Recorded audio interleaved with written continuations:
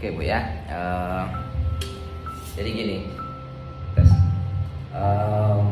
Kalau untuk kasus virus rubella, kan ibu mesti periksa 3 tadi ya, tos, yang toxoplasma, rubella, cytomegalovirus, dan yang pesiflex virus gitu. Diperiksa IgG dan IgM-nya. Kalau IgG saja, berarti ibu sudah punya kekebalan. Biasanya nggak perlu treatment. Tapi kalau ada IgM-nya positif, kita harus treatment. Artinya infeksinya masih aktif. Kalau dia rubella ya kita kasih obat antivirusnya 3 bulan 6 bulan. Mungkin ibu sudah terapi ya rubellanya. Baru 1 bulan waktu itu Baru dokter. 1 bulan ya. Karena terputus karena Mungkin dikasih obat antivirus selama 3 bulan minimal, kemudian dicek lagi. Itu untuk menyelesaikan rubella. Jadi yang pertama ibu lakukan treatment dulu rubellanya ya, 3 bulan sampai 6 bulan, nanti diperiksa ulang sampai IgM-nya negatif.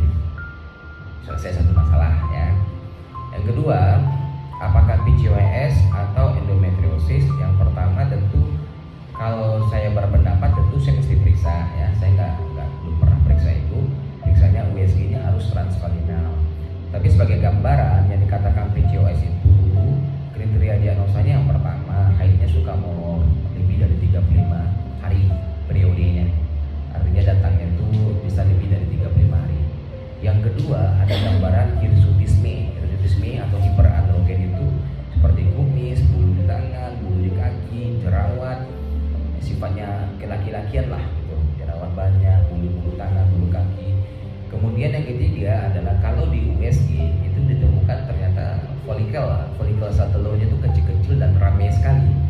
Biasanya lebih dari 12 folikel per induk telur. Di gambarannya seperti gambaran sarang tawon itu induk telur, banyak sekali folikelnya. Nah, itu namanya gambaran ovarium polikistik, dan itu hanya bisa kita nilai dengan USG transvaginal. Bila kita temukan 3 ini pada ibu, itu kita sebut dengan PCOS fenotip A.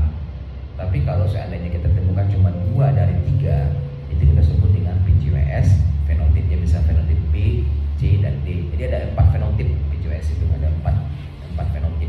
Kalau A itu ada 3-3-nya, tapi kalau B, C, D itu hanya ditemukan 2 dari 3. Tentu saya hanya bisa menilai itu kalau saya lakukan USG itu ya. Kemudian kalau kista endometriosis tentu kelihatan dengan USG transvaginal karena gambarannya sangat spesifik. Hampir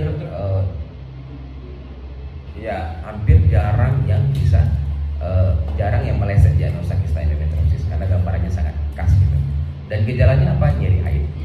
Tapi nyeri haid ini bervariasi, ada yang tidak nyeri pasiennya, ada yang nyerinya ringan, ada nyeri sedang, ada nyeri yang berat sekali. Tapi apapun skala nyerinya, kalau di USG ditemukan gambarannya sangat khas, maka tegak diagnosanya. Apakah ibu ada kista endometriosis? Lagi-lagi yang mesti saya USG dulu. Dan bisa saja ibu ada dua-duanya, karena PCOS bisa memicu endometriosis. Pada PCOS permasalahannya adalah siklus haidnya tidak berovulasi. Wanita normal itu setiap bulannya memproduksi 1 sel telur matang, namanya ovulasi tiap bulan. Dan permasalahan pada PCOS itu telurnya nggak bisa tumbuh matang. Kenapa nggak bisa tumbuh matang? Hormon laki-lakinya terlalu tinggi di dalam induk telurnya, sehingga telur itu ngadat, baru tumbuh sebentar terhenti, baru tumbuh sebentar terhenti. Maka dia tidak mampu tumbuh mencapai ukuran matang. Otomatis si wanitanya nggak pernah ovulasi. Kalau tidak ovulasi, tentu tidak ada telur matang yang bisa dibuahi. Kalau tidak ada yang bisa dibuahi, tentu nggak terjadi kehamilan. Konsekuensi lagi adalah kalau tidak ada ovulasi, tidak ada bekas ovulasi. Bekas ovulasi namanya corpus luteum. Corpus luteum itu memproduksi hormon progesteron. Kalau ibu tidak pernah ovulasi, maka di dalam tubuh ibu yang dominan adalah hormon estrogen. Ibu kekurangan hormon progesteron atau defisit. Apa konsekuensi daripada kelebihan estrogen tapi kurang progesteron? Yang terjadi adalah dinding rahim itu dirangsang tebal terus menerus. Maka terjadilah komplikasi penebalan dinding rahim yang kita sebut dengan hiperplasia endometrium. Kalau terjadi penebalan dinding rahim, maka kalau sekali dia mengelupas, sekali dia luruh, maka itu akan lama akhirnya. Bisa seminggu, 2 minggu, 3 minggu, bahkan bisa berbongkar-bongkar, bisa nggak berhenti karena sudah terjadi komplikasi penebalan dinding rahim. Terus bagaimana mengatasinya? Biasanya kita atasi dengan 2 cara. Bisa dengan memberikan terapi hormon progesteron tadi. Kita berikan jangka panjang, mungkin sebulan, 2 bulan, untuk menipiskan dinding rahim yang sudah terlanjur tebal tadi. Setelah dinding rahimnya tipis, baru kita berikan obat-obat untuk merangsang ovulasinya. Karena ada obat-obat pemicu ovulasi. inseminasi, sehingga kita harapkan bisa terjadi kehamilan dengan catatan saluran tuba ibu normal. Yang kedua, spermanya normal juga. Tetapi kalau seandainya spermanya tidak normal, kemudian saluran tubanya ada gangguan, tentu alternatifnya berbeda lagi. Kalau contohnya saluran tubanya buntu dua-duanya, tentu nggak bisa hamil dengan cara alami dan inseminasi, harus bayi tabung. Tapi kalau saluran tubanya lancar, spermanya hanya gangguan ringan, masih bisa kita atasi dengan inseminasi. Nah, seperti itu. Jadi langkahnya apa yang mesti ibu lakukan? Satu, treatment dulu untuk yang tadi apa ya, rubella ya. Yang kedua, ibu lakukan USG transvaginal untuk memastikan yes or no-nya ibu menderita PCOS atau endometriosis. Kalau ketemu kista endometriosis, kita lihat ukurannya. Kalau ukurannya masih di bawah 4 cm, itu belum perlu tindakan apapun. Belum perlu tindakan. Tapi kalau ukurannya sudah melebihi dari 4 cm, maka perlu intervensi dengan tindakan laparoskopi. Sebab kalau ukuran lebih 4 cm itu dampaknya lebih besar terhadap kerusakan cadangan telur. Apa yang kita hadapi dengan endometriosis? Cadangan telur kita menurun. Yang kedua, dia menimbulkan infeksi dan peradangan di sekitar indung telur. Tidak hanya jumlah sel telur yang berkurang, tapi kualitas sel telur juga menurun.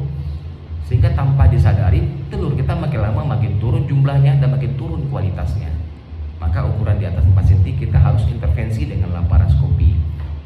Nah, kemudian setelah itu dilakukan screening program hamil. Periksa saluran tuba ibu dengan pemeriksaan HSG, periksa sperma suami. Kalau ternyata kista endometriosisnya kecil dari 4 cm, spermanya normal, saluran tubanya juga lancar, dan ternyata diperiksa untuk rubella ibu sudah negatif, udah kita langsung program hamil. Program hamil. Kalau usia ibu masih muda, nikahnya masih setahun, masih bisa kita coba program hamil alami cycle tracking maksimal 3 siklus. Kalau gagal juga kita naik lagi ke inseminasi. Ini inseminasi bisa maksimal 3-6 siklus. Kalau gagal juga baru kita naik ke bayi tabung. Jadi kuncinya lakukan USG transvaginal, lakukan HSG, lakukan analisa sperma, dan cek ulang untuk rubella ibu tadi. Itu saja dulu. Nanti hasilnya dapat, baru kita ambil langkah-langkah penanganan. Ya, paham ya? Oke. Next.